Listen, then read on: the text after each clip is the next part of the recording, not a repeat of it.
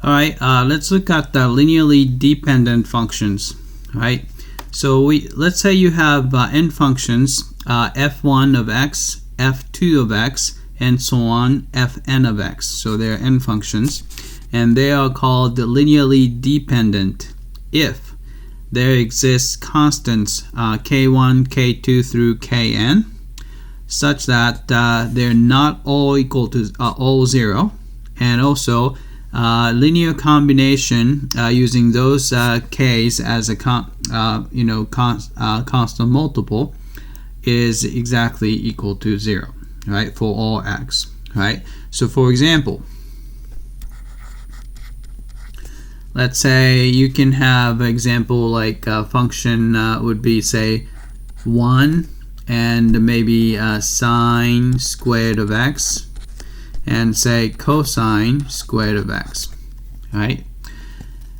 Then you can make a linear combination of these guys. So for example, we can do negative 1 times 1, right?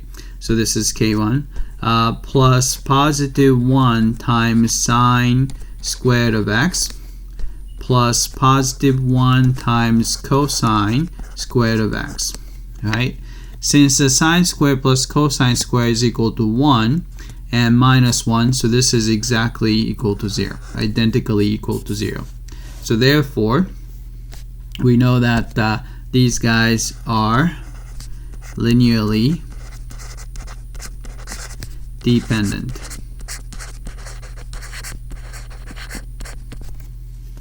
Right? So that's the definition of linearly dependent functions. If you can write it as a linear combination, the coefficient being not all equal to 0, and then it's identically equal to 0, then the functions are called linearly dependent. All right, that's it. I hope that this was clear.